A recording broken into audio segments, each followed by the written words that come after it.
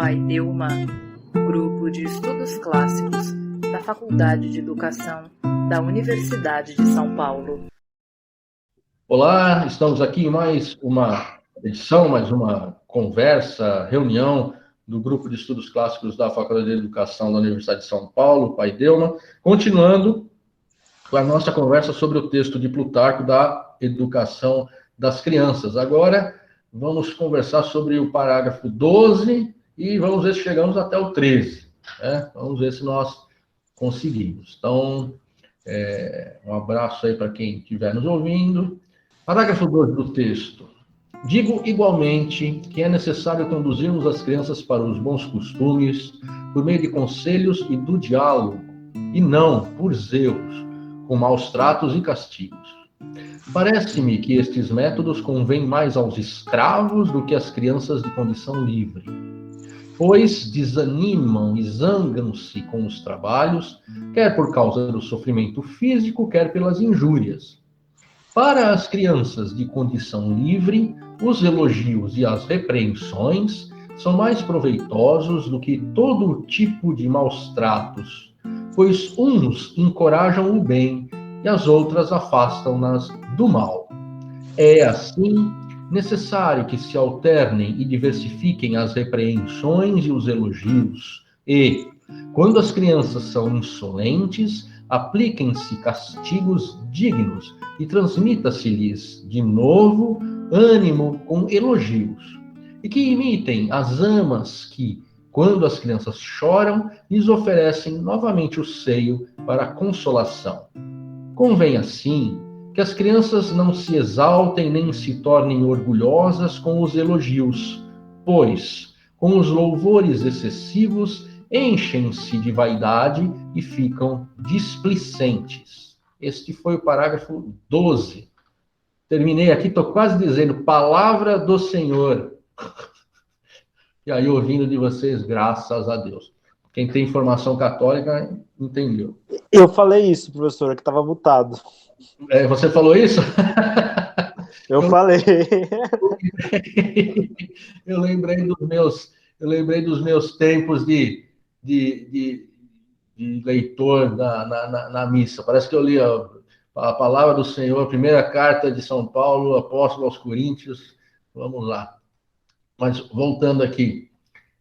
É interessante ler num texto antigo essa crítica aos métodos dos maus tratos e dos castigos. Tudo bem que ele afirma que esses métodos convêm aos escravos, mais do que às crianças de condição livre. Ok. Hoje diríamos, obviamente, que não queremos nem escravos e nem métodos assim para ninguém, né? Mas é interessante perceber que Plutarco leva em conta a existência desses maus tratos e dos castigos e diz, já na antiguidade, lá no século I, depois de Cristo, né, que isso não deveria ser levado em consideração ao tratarmos da educação das crianças. O que vocês acham? Eu discordo, viu, Marcos? O que você discorda? Acho que um castigo físico de vez em quando é bom, né? Eu penso de uma forma parecida, né?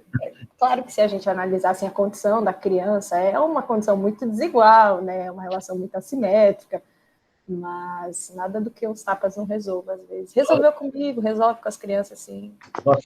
Eu tô brincando, evidentemente, né, gente? Eu entendo essa mesma brincadeira. Quando o Cassiano brinca, mesmo assim, eu acho que faz o sentido, apesar de hoje nós temos uma legislação que proíbe terminantemente que isso ocorra, né? Mas o caso é que aqui nós estamos pensando na educação que é dada por um terceiro, penso eu. Ele não está dizendo nada em relação a que, primeiro, há um pai ou uma mãe que dá um tapinha na mão de uma criança, né? Não está falando nada disso. Ele não está se referindo a um castigo desse tipo, ou seja, algo que seria algo que seria quase tolerável aos olhos de hoje, né? Eu penso que ele está falando daquilo que nós acostumamos ver até pouco tempo atrás, sendo utilizado nas escolas. Está falando de palmatória, está falando de se ficar ajoelhado no canto da sala, está falando de apanhar mesmo, conta do, sei lá, do erro, de um comportamento, de uma atitude que não aceita, né? Eu acho que é por aí que ele está seguindo, ou não. Acho que nesse parágrafo, Marcos, eu concordo com você. No 13, ele vai abordar um pouco mais essa relação com os pais, né, que punem ou que elogiam demais, enfim, é bastante interessante. Mas eu concordo que aqui ele tem, acho que em vista, uma prática sistemática que entendia o castigo físico, a punição, como meios de educar, né, como meios de formação. E aqui ele vai privilegiar, pois é, justamente aquilo que aqui a professora traduziu como conselhos e palavras. Acho que aí também está, né? A parênese e o logos. Onde que está aqui? Está bem no comecinho. Tá, que foi traduzido por diálogo, de né? Conselhos e do diálogo. Aqui está como conselhos e palavras. Conselhos e palavras. Então, não maus tratos e castigos, né? Essa oposição e essa nobreza da criança, no caso, a criança de condição livre, mas que nós poderíamos conceber sem nenhum problema para nós hoje, qualquer criança, pois não nascem mais escravos, não existem crianças escravas, não existem mais escravos, né? Pelo menos não deveriam existir. Então, poderíamos, hoje, essa afirmação dele se aplica a toda criança, há uma nobreza nessa criança, essa criança de condição livre. Quando ele usa esse termo, ele está falando de um certo status dado à criança, que a distingue do escravo, e a distingue de outros seres que estariam na mesma categoria do escravo. Por exemplo, o animal de carga. Por exemplo, uma ferramenta. Há uma dignidade que é dada à criança, por ela ter a condição livre, que podemos traduzir para o nosso tempo como uma dignidade que é dada a toda criança. Por conta da condição livre. E depois, por conta da consequência desse tipo de educação. A educação pela violência faz com que elas, diz Plutarco, desanimem e se zanguem. Tanto pelo sofrimento físico que sofrem, quanto pela injúria, pela humilhação. Então, elogios e repreensões são mais proveitosos do que castigos físicos. Né? Os elogios encorajam o bem, fortalecem o bem, e o outro afastam do mal. Então, essa ideia de utilizar a palavra para educar e não a violência, daqui a gente tiraria toda uma fenomenologia da teoria educativa na antiguidade. É algo que nós vamos encontrar em outros autores. Nós vamos encontrar, e o Bruno talvez concorde comigo, o Edson talvez, nós vamos encontrar em Platão também. A ideia de que a violência física, de algum modo, humilha, a violência física, de algum modo, estraga, deturpa, degenera. E, na maioria das vezes, a não ser em casos muito específicos, é preciso que se eduque pela palavra, tal como está na tradução da professora Maria Aparecida, ou pelo diálogo, como está na tradução do professor Joaquim. Aqui aplique-se castigos dignos. Existem castigos que são dignos. Então, aquilo que o Cassiano falou e que a Daiane falou, meio de brincadeira, eu acho que entraria na chave do chamado castigo digno. Então, aplique-se castigos dignos e depois transmita-lhes ânimo com elogios. É necessário conhecer a psicologia da criança. Aqui toda uma psicologia, não é? Vocês percebem? Há toda uma psicologia da criança. É quase que uma psicologia comportamentalista ou behaviorista. É preciso navegar entre esses dois opostos, né? A do castigo e do elogio, não exagerando nenhum nem outro, como o Bruno bem notou, que vai aparecer no parágrafo 13, né? Então, muito elogio torna a criança displicente e vaidosa, muito castigo torna a criança desanimada e zangada com o trabalho da educação. Né? Eu acho esse parágrafo muito interessante, muito, porque fala tanto de um princípio, o princípio de que há uma nobreza na criança, quanto de uma consequência, que é a displicência com os estudos, ou a raiva mesmo, ou o desagrado com os estudos. Não sei o que vocês acham, o que vocês gostariam de falar sobre esse parágrafo ainda. O que mais uma das coisas que me chamou a atenção no parágrafo foi uma espécie de oposição que ele faz entre a violência e a liberdade, né? Então, a violência não é adequada aos livres, né? A violência tolhe a vontade do livre, né?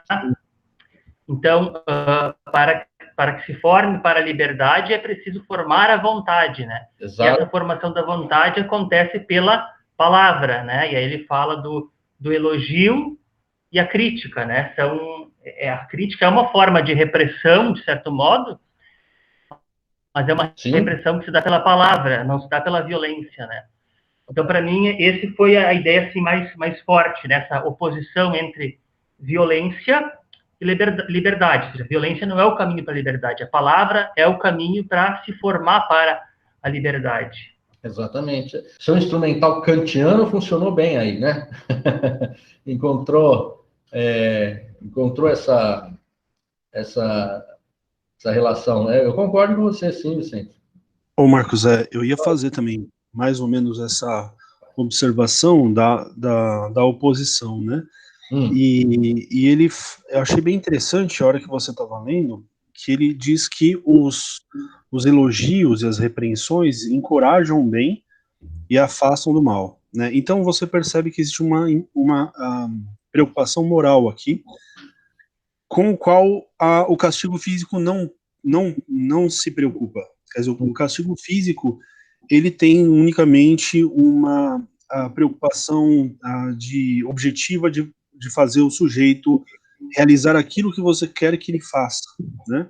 Então, no escravo, você bate porque você não quer que ele tenha um aprendizado moral. Você quer que ele obedeça a você. Exato. Então, essa oposição é justamente entre obediência, né, e quase que de uma ferramenta vocal, né, quando se fala, e em oposição à liberdade, que tem a ver necessariamente com a formação moral, aprendizado do bem, né, e também da negação do mal. E aí, assim, só para dar uma continuidade, é interessante, assim, que a nossa escola, hoje, a gente, me parece que justamente toda aquela questão sobre o grau de liberdade que o aluno tem, né, na escolha da sua trajetória, do seu currículo, das suas atividades, como a escola é excessivamente compulsória no seu projeto educacional, me parece que a gente não atinge esse grau de formação para a liberdade que imagino seria o ideal, né?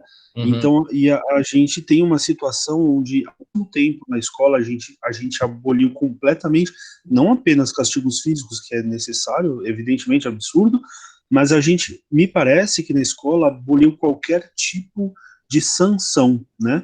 Então, assim, é como se, e pela minha experiência eu vejo isso, é como se você tivesse um aluno que bate no outro aluno, ou causa um mal a outro aluno, e não acontece nada diferente do outro aluno que estuda e participa da aula, e faz perguntas, e etc. E tal. Então, assim, você tem todos os dois comportamentos mais opostos dentro de uma sala de aula hoje, não recebem qualquer tipo de elogio ou repreensão.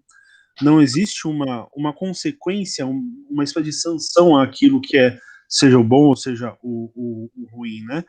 Então, me parece que essa educação, tal como nós temos hoje, não cumpre esse caráter moral da educação. Exato. O meu comentário inicial, na verdade, seria mais em torno dessa questão da psicologia da criança que você havia colocado, né, Marcos? E como isso encontra, na verdade, uma ressonância em Platão, como tal você mencionou, principalmente nas leis, no livro 7 das leis, em que, inclusive, ele chega a ser um pouco específico e coloca como modelo dessa primeira educação e de submeter a criança a violências ou prazeres, um pouco essa oposição que ele faz lá, como como tendo um paradigma justamente na ação das amas de leite, das típicas, como ele coloca, né? Ainda reforçando a ideia dessa educação das crianças como próximo da ideia de uma alimentação. De novo, vai reaparecer aqui no parágrafo 13, de novo, a metáfora ou a analogia com a agricultura. Então, a criança como um ser que está se desenvolvendo, que está crescendo, que está sendo criado e que está sendo nesse processo moldado. Sim. Agora, mas, entretanto, eu queria só, na verdade, não sei se complementar ou comentar isso que o Cassiano falou acerca da realidade da sala de aula e essa coisa de que na escola hoje dificilmente você vê ou você não identifica mais essa prática do elogio e da repreensão. Então, aquele que se comporta bem, no final das contas, leva a mesma vida escolar do que aquele que é estudioso e empenhado. Eu acho que tem dois fatores interessantes a serem observados nisso. Um diz respeito ao ensino do ponto de vista da escola privada. Então, quando a escola, quando o aluno não é mais um estudante, alguém que deve se adaptar àquele meio, mas sim um cliente juntamente com seus pais, o que ele tem ali é um serviço. Então, de algum modo, o serviço precisa agradá-lo, precisa estar a seu contento. Sim. E por outro lado, talvez seja um fenômeno da sociedade contemporânea, essa ideia de uma atomização das verdades, que dá origem às bolhas nas redes sociais, essa coisa toda. Então é como se houvesse ou como se tivesse havendo uma espécie de tabu, o fato de que a ação da repreensão ou do elogio do professor em relação ao aluno passa a ser visto como um ato de discriminação e passível de, enfim, né, suscitar as emoções, os sentimentos dos outros que se veem prejudicados, preteridos e assim por diante. Eu concordo com tudo isso. Eu acho que vocês enquadraram bem a questão. A educação aqui, no texto do Plutarco, o que é educação aqui? Né? É uma educação ética, é uma educação moral. É isso que é a educação. A educação, ela não... O propósito dessa educação é a formação de um sujeito que considerado nesse quadro social e político, um sujeito virtuoso. Então, é uma educação para a formação moral, uma educação para a virtude. Não importa qual seja a virtude aqui, mas é uma educação para a virtude. Quando o Cassiano, ele nota bem que quando o sujeito bate no escravo, para que o escravo haja de outra maneira, ele age da mesma maneira como quando ele utiliza uma ferramenta de um certo modo ou de outro modo. O escravo ali não é um sujeito de vontade, não é um indivíduo, não é uma pessoa, no sentido kantiano. Não é. No caso da criança, ao contrário, ela é aqui já considerada o propósito da educação. Então, no caso do escravo, o que falta é o princípio dessa nobreza que constitui a condição livre da criança. O escravo não é livre, o escravo é ferramenta. A criança, por ser livre, é dotada de uma certa nobreza que falta ao escravo. E aí, o que o Vicente falou muito bem é essa nobreza, a nobreza da vontade, que faz com que a criança possa livremente compreender, concordar e participar da vida na sociedade dessa maneira virtuosa. E o que o Bruno acrescenta, também de maneira muito adequada, é justamente a inexistência, ou, pelo menos, um enfraquecimento muito grande da ideia de uma educação moral nos processos educativos do nosso tempo.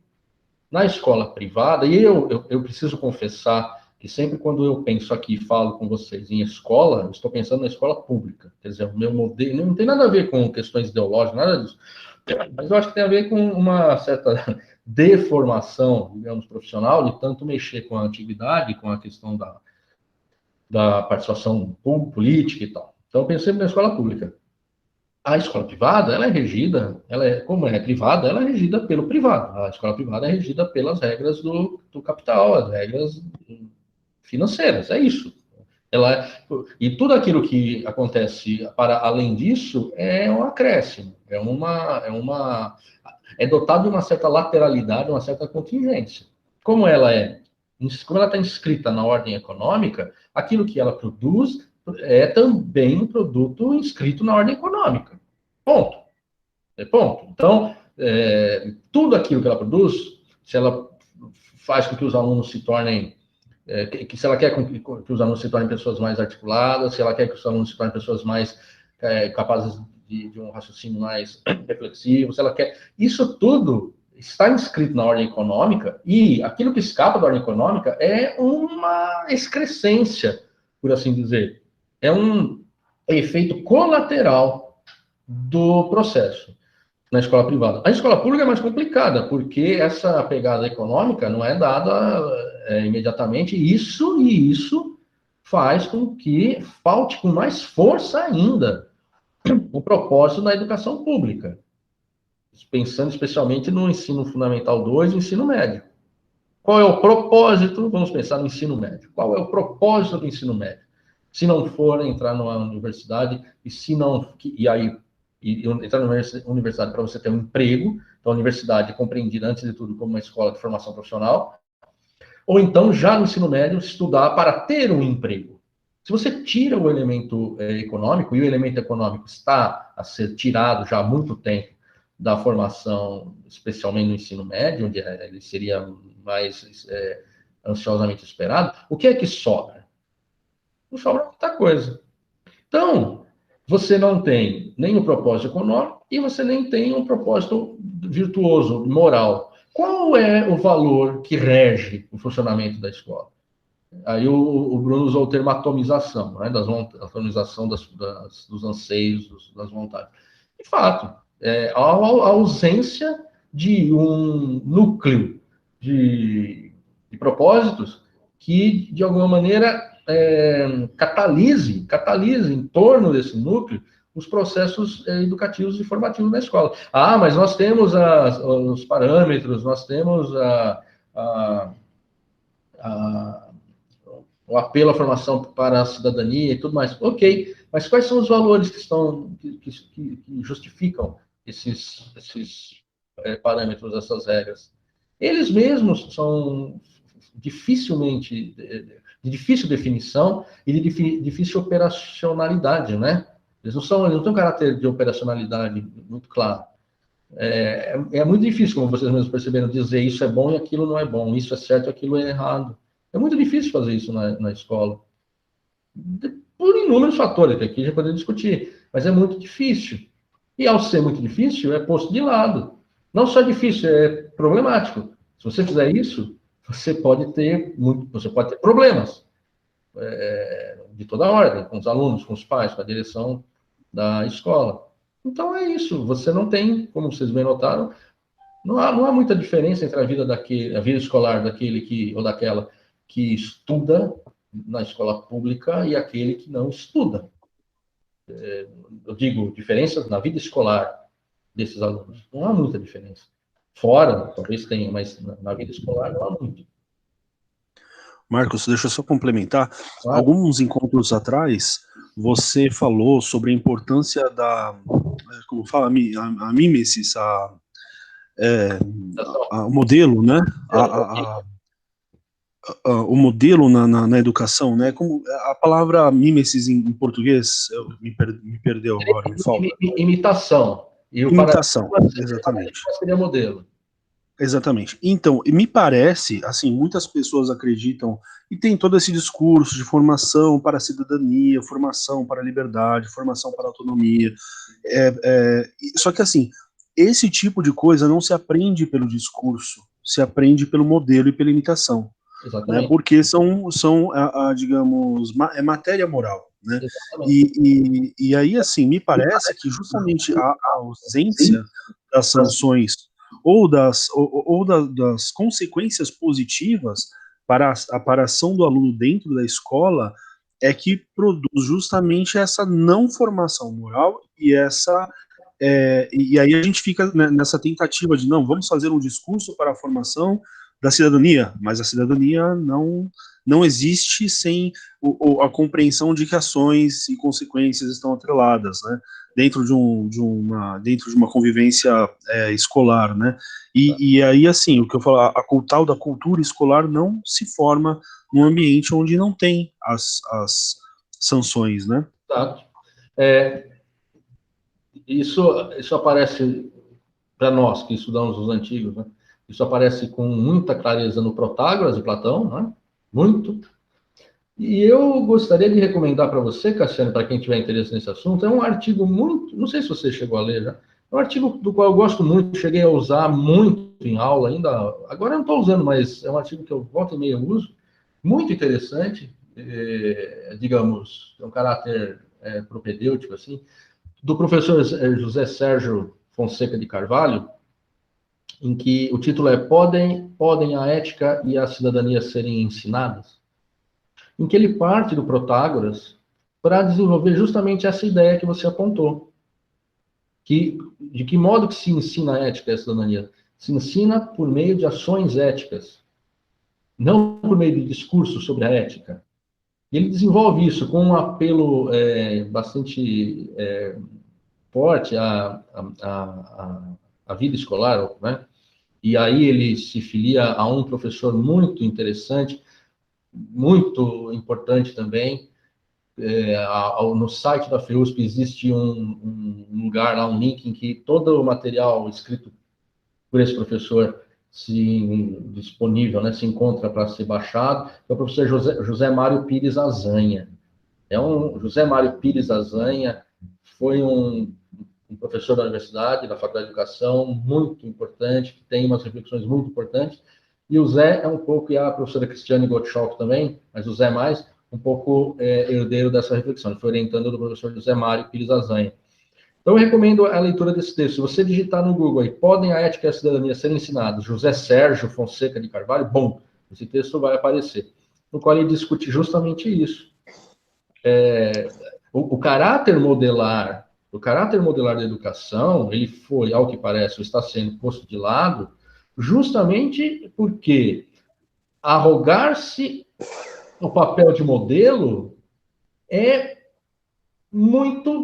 se tornou muito sério, se tornou muito pesado para um professor ou para uma professora nos tempos que correm.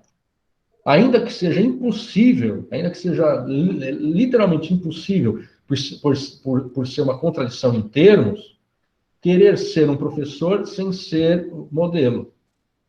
Um exemplo que eu poderia apontar, e simplesmente porque é um exemplo que eu conheço, é o exemplo do Edson, professor Edson, nosso colega aí, que está com a gente agora. Ele é um professor que tem essa característica modelar, não é, Edson? Seus alunos vão atrás de você, seus alunos vão até a FEUSP participar de eventos que você organiza. Você tem alunos, ou pelo menos um aluno, se eu não me engano, que foi estudar filosofia ou foi estudar letras. Não é isso, Edson? Exatamente. Daqueles que foram comigo na FEUSP, tem o Saulo, né? Que estuda letras, tem o André, que estuda filosofia, tem o Reinaldo, que tocou no Sarau, que estuda filosofia também.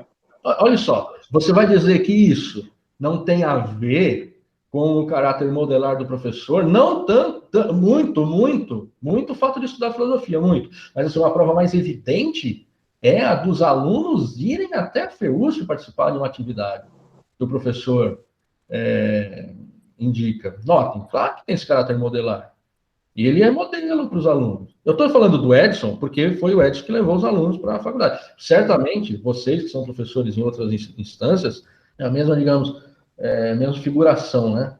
Eu queria contar um caso, na verdade. Conta. Eu tenho uma ex-aluna que eu descobri recentemente que ela é candidata a vereadora. em Jacareí. E ela não é das minhas mais antigas, não. Ela deve ter, sei lá, se formado há uns 3 anos no máximo. E muito interessante porque quando ela entrou no primeiro ano, ela sempre foi muito comunicativa e tal, e ela, enfim, tá, a família dela é muito envolvida na Igreja Católica, né, o pessoal daquela, que é reforma carismática, uma coisa assim, eu não conheço muito bem. Renovação carismática. Ah, sim, bom, enfim, ela sempre foi muito entusiasmada nos debates, aquela coisa, e sempre assumindo uma postura bastante conservadora. Agora, então, ela é candidata a vereadora pelo PSOL, com uma pauta feminista pró-LGBT.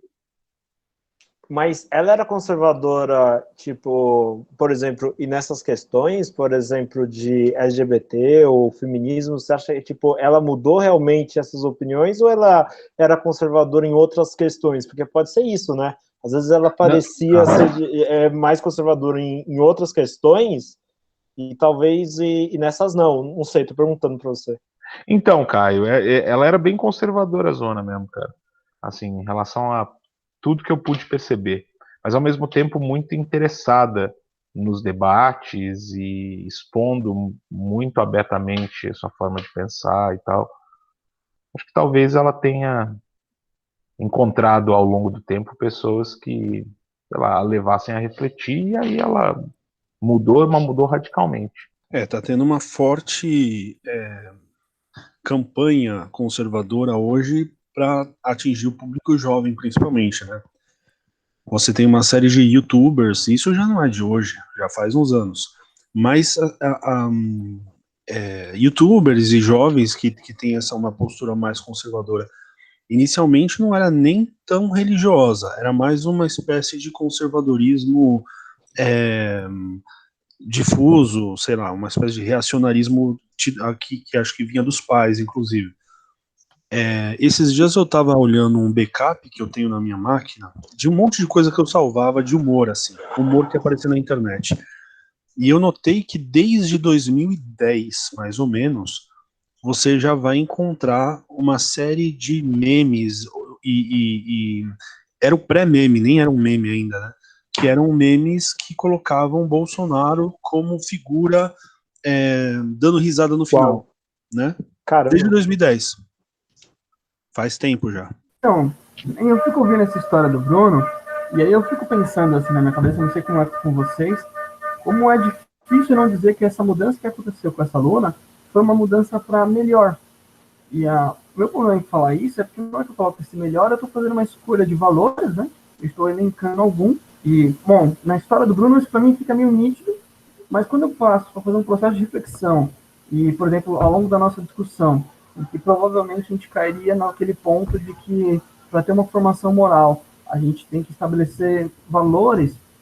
Eu lembro da minha aula de didática dessa semana com o Jaime, em que foi colocado pela turma mesmo, que a escola ela deveria respeitar a formação familiar dos alunos, né? Uma espécie de respeitar a individualidade, uma coisa muito próxima à atomização que o Bruno colocou, e o Jaime, o professor Jaime, colocou na hora, né? Que, bem, esse é o discurso que a sala colocou, era o discurso da ministra Damares. No momento que a gente se ausentava de assumir uma postura de valores ou uma dimensão moral, eu já não sei se os termos são os melhores, mas nessa ausência, eu coincido justamente com esses discursos que, são discursos negativos, assim, no nosso caso, beiram o fascismo. E eu fico impressionado como eu tenho dificuldade em assumir posições, em falar que, olha, essa mudança foi para melhor, no caso da aluna da Bruna. Do Bruno, por exemplo. Não sei. Aí tá. Eu penso que o bom Aristóteles estava com a razão quando ele disse que o caminho do meio é o melhor caminho. Na verdade, Buda também fala isso. Nem tanto ao mar, nem tanto à terra, porque você mostra algum tipo de eu não quero psicologizar a coisa, mas você mostra algum tipo de ressentimento. Se você é muito fechado à direita, ou muito fechado à esquerda, há alguma coisa errada. Se você é dogmático à esquerda ou à direita, há alguma coisa errada. O caminho que é apontado por Montaigne, por exemplo, o caminho apontado por um pensador cético, o caminho apontado por um Bertrand Russell, por exemplo, me parece o caminho mais adequado. Então, eu não sei se, Vitor, eu acho que é melhor, no caso da aluna do Bruno, eu acho que ela está numa situação melhor hoje. Por quê? Porque ela saiu de algo ela saiu de uma concepção fechada de mundo para uma concepção aberta, mais aberta, ou seja, mais aberta em relação ao ponto onde ela estava. Mas eu precisaria conversar com ela e ver o que ela tem feito, para ver se ela não se fechou em torno de outros valores opostos e simétricos em relação aos quais ela se defendeu. Enquanto que talvez a autonomia, eu estou falando isso em hipótese, porque eu não conheço a moça, não sei. Uhum. A autonomia talvez esteja justamente no meio, no equilíbrio, no Medenagam dos antigos, né? Do nada em excesso, nem de um lado nem do outro. O que o Nietzsche dizia? Não dizia que todo incondicionado é patológico, né? Todo incondicionado é patológico.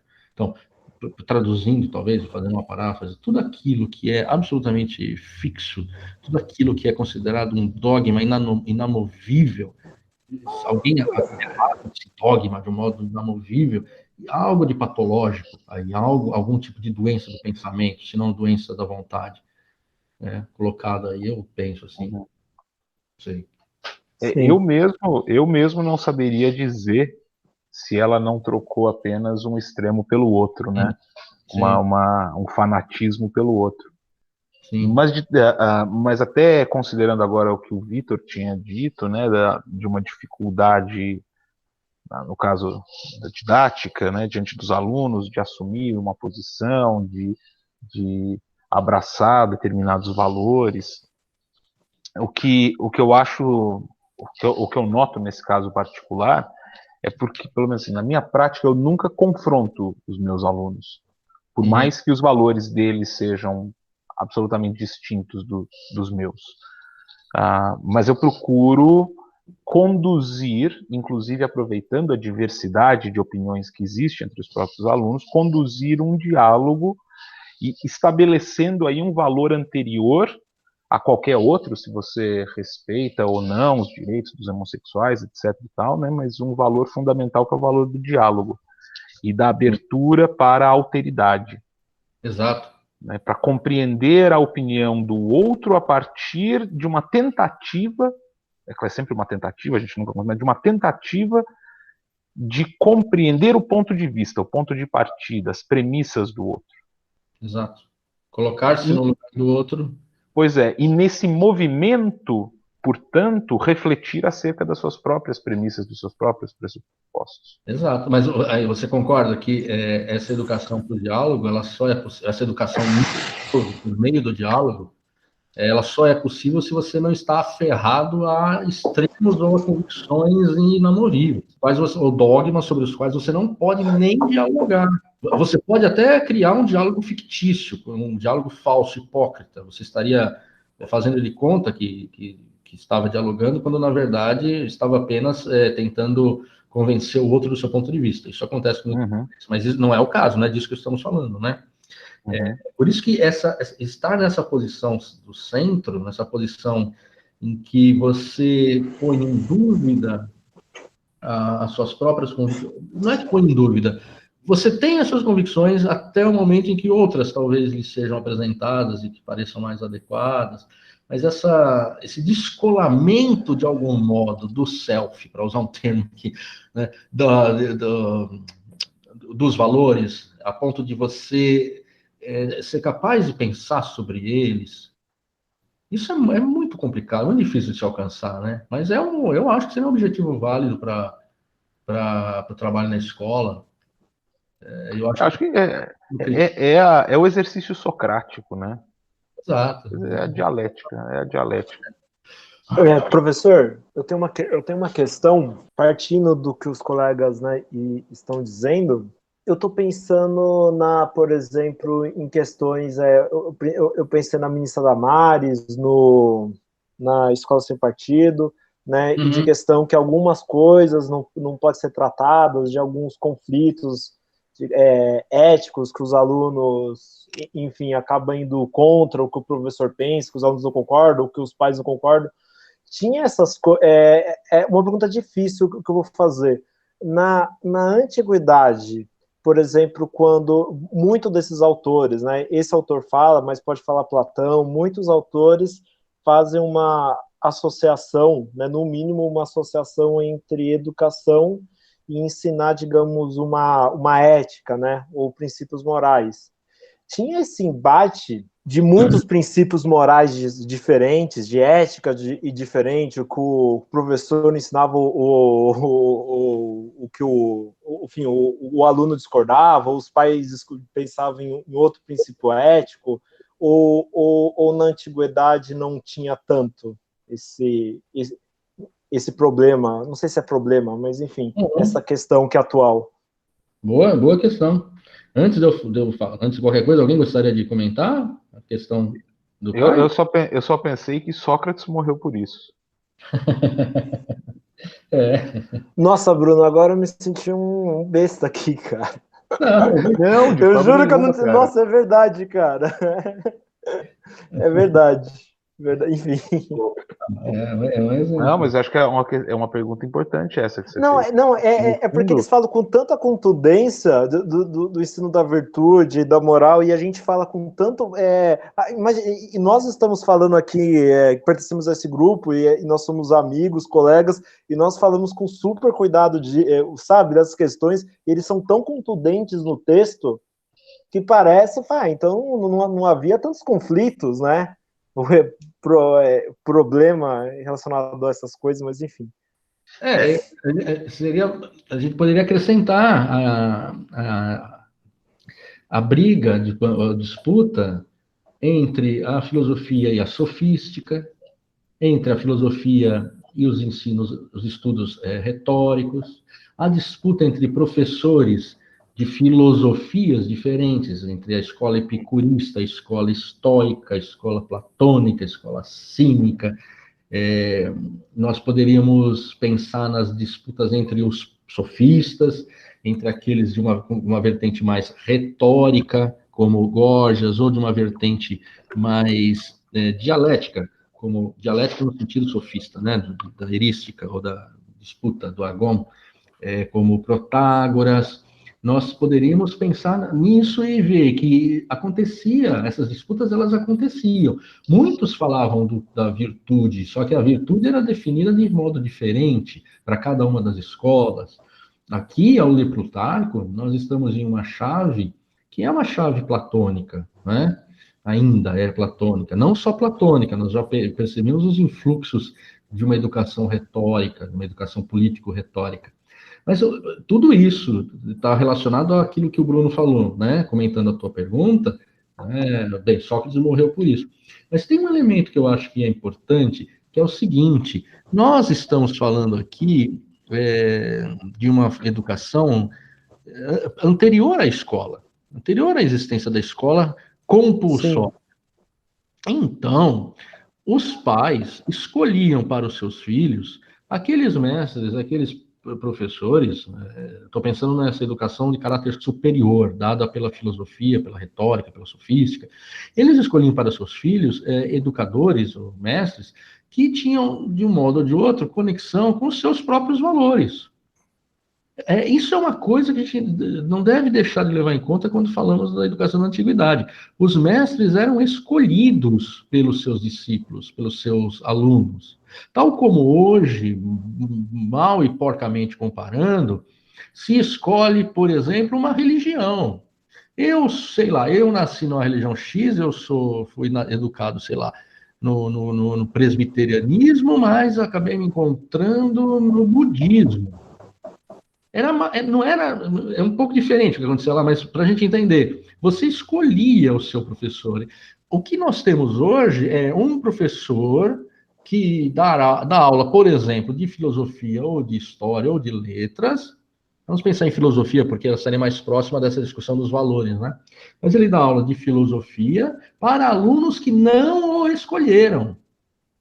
E diante de alunos que não escolheram, ele precisa postular certos valores, que não batem, na maioria das vezes, com os valores familiares. E que valores são esses que ele precisa postular? Ele precisa postular valores comuns, valores que, em tese, representariam aqueles que cimentam, que constituem a estrutura do corpo social, a estrutura, os propósitos da vida em sociedade naquela comunidade. Então, há essa diferença quando pensamos na educação compulsória do mundo moderno, depois da Revolução Francesa, depois de Napoleão, especialmente, e a educação na antiguidade. Então, assim, havia essa disputa? Havia. Ela se dava entre os mestres, mais do que entre um discípulo e o seu mestre. Entre os mestres que opunham, por exemplo, o estoicismo ao epicurismo, como duas formas de vida, dois modos de vida, e duas maneiras de compreender os valores diferentes, né? Duas maneiras diferentes de compreender os valores. Então, mais do que entre um discípulo e o seu mestre, o discípulo confrontando o mestre com seus valores particulares ou familiares. Só passar umas referências que eu acho importante aproveitar a questão do Bruno e do Caio. Eu acho que um livro que resume muito bem essa quase perseguição aos mestres é um livro do Luciano Cânfora, Um Ofício Perigoso. Exato. Esse livro. Que ele trata... Sensacional. Sensacional, né, Bruno? Porque eu acho que trata muito sobre essa questão, como que o exercício da filosofia e de outras ideias poderia levar à morte. E como que esses homens, por exemplo, no caso de Sócrates, era considerado, eles eram imputados criminalmente, né? Por exemplo, Sócrates foi de impiedade, né? Mas tiveram outros. Eu acho que é muito importante isso. Essa seria a minha primeira referência. Então, um ofício perigoso do Luciano Cânfora. E uma outra referência que eu acho importante, que eu acho que deveria ser mais incorporado aos estudos clássicos, é que devemos pensar também que o mundo antigo não existia tanta segmentação quanto o mundo moderno. Então, as ideias eram muito parecidas, apesar de diferentes, mas as ideias eram muito próximas. Como, professor? Desculpa. Os propósitos eram mais próximos. Isso. O corpo social, ele era mais unificado. Eu acho que um autor que trabalha muito bem nesse sentido, sobretudo no mundo antigo, é o Émile Durkheim, na questão do trabalho social, porque ele fala como que ele trabalha desde os antigos, sobretudo Grécia e Roma, como que não existia uma divisão clara do trabalho social no mundo antigo. Isso também tipifica também que o corpo social ele era mais unido, existia uma solidariedade social mais unívoca no mundo antigo. E quem trabalha muito isso no mundo antigo, que é discípulo dele, é o Louis Guernet. Enfim, é só essas duas referências que eu acho.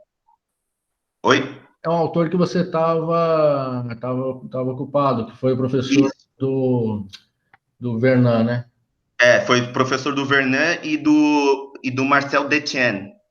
Só queria fazer uma observação que aparece um conceito estoico muito importante ali do ponto de vista da educação filosófica, que é traduzido como castigos dignos, né? O conceito em grego, ele é o aiskiune, que é sentir vergonha. Epiteto, ele menciona rapidamente esse conceito. Ah, tá, do que é feio, do que é desgostoso, né? Repulsivo. Então, pro estoicismo, esse conceito ele é muito importante porque ele aparece ligado muitas vezes com um conceito fundamental que é a aidos, entender como autorrespeito, né, respeito próprio. E a falta da capacidade de sentir vergonha, que nesse contexto histórico a gente entende como uma falta de capacidade de perceber os próprios erros morais. Sim. A falta de vergonha, né? Sim. A tradução da Belle Lettre, eu achei que captou melhor a ideia, pelo menos do ponto de vista do estoicismo, quando ela traduz a frase... Ela, não sei quem é o tradutor, na verdade, mas traduz como... Quer ver? E no caso de faltas de sua parte, fazer-lhes sentir vergonha com as repreensões. Exato. Muito bem observado. Sabe por quê, Danilo? Porque a vergonha, ela está conectada à ideia de honra. Ou seja, sentir vergonha, de algum modo, é ter diminuído por vontade, por causa, por ter diminuído por si mesmo a sua honra. A honra que é dada sempre por quem está do lado de fora. A ideia de uma honra que eu dou a mim mesmo não faz sentido. Não faz muito sentido. Ela é diferente da ideia de valor próprio que a gente vai encontrar ou de dignidade própria que a gente vai encontrar a partir de Sócrates. Mas a honra, ela é sempre alguma coisa social, é algo que os outros me dão. E quando e essa vergonha de ter feito mal, de ter feito erro, é diferente da indignação, é diferente da revolta, porque é uma indignidade ou uma desonra que eu apliquei a mim mesmo. Eu penso, não sei se faz sentido o que eu estou falando. Então, esse castigo que faz com que a criança tenha vergonha não é uma diminuição da sua honra por meio de uma ação, digamos, indigna de outra pessoa, mas é a percepção por parte da criança de que ela diminuiu a sua própria honra diante dos olhos dos outros. Ela fez algo indigno. Então, o castigo digno é o castigo que faz com que a criança veja que o que ela fez é indigno. E isso causa nela vergonha. Não sei se fez sentido. Fez muito sentido. Perfeitamente. Fez muito Todo sentido. Pro estoicismo, eles vão chamar de aidos. É o pudor, é o respeito, traduz como respeito, até muitas vezes como consciência, a consciência moral. Consciência moral. É um termo muito difícil de ser traduzido, porque ele leva em conta uma certa percepção, leva em conta o exterior e o interior, leva em conta aquilo que a pessoa faz e aquilo que ela faz tendo em vista uma certa representação de si mesma, uma certa ideia que ela faz de si. É um termo. Eu acho que a ideia de pudor, não no sentido sexual da coisa, não. Mas eu acho que talvez se aproxime um pouco da psicologia da palavra aidos. Só para finalizar meu comentário, o epiteto é tão importante esse aiskio, né, para o estoicismo, né? E em epiteto aparece um momento em que ele fala que a falta de aiskio, né, a falta de capacidade de sentir vergonha pode chegar no limite de ser petrificada, e isso significa para ele fala que é uma brutalização da dynamis logike. Olha só. Então é bem importante, assim. Não, genial isso. A ideia de brutalizar. Exato, ou seja, se eu não sou capaz de sentir vergonha, eu me torno um animal, no sentido negativo. O animal não tem vergonha. O animal faz as sujeiras, as indignidades dele na frente de qualquer um. Um filósofo cínico, no limite, não teria vergonha, mas ele estaria fora da vida comum dos homens, da vida comum junto das pessoas, né? Ele não teria lugar na cidade, né? Mas é diferente, viu? Eu acho que o cínico ele não se enquadraria muito bem nessa conjuntura. Não, eu estou pensando na falta de vergonha do cínico que por isso mesmo é cínico, ou é cão, porque não tem vergonha, e o que o Epiteto diz, da falta de vergonha como algo que petrifica a capacidade do pensamento, a força do pensamento. E aí eu tentei sem pensar, tentei falando sem pensar, ou pensando enquanto falava, falando enquanto pensava, na verdade, tentei compreender isso, mas aí tá um... Olha aí de novo as disputas entre as escolas, né? As interpretações. Pessoal, eu queria... Rapidinho. Fala, por favor. Não, eu só queria destacar que a tradução da professora Maria Aparecida é bastante diferente. Ela opta por escrever, por traduzir como fazer críticas em situação vergonhosa. E traduzindo justamente epiplexesin em aiskinei poiestai. Seria algo como, assim, vituperar numa situação vexatória, alguma coisa desse tipo, assim. Então é uma expressão bem pesada, me parece, e que não fica bem traduzida, eu diria, por castigos dignos. Só queria destacar isso. Ou seja, chamar atenção nas situações vergonhosas, algo do tipo. Chamar atenção, eu estou atenuando o verbo, né? Mas seria, digamos, quando houver a situação vergonhosa, pontuar com muita força a situação vergonhosa. Mas é que tá, a vergonha que não é provocada pelo que é dito, é provocada pela percepção que a criança tem do que ela fez é indigno, né? Essa seria a ideia.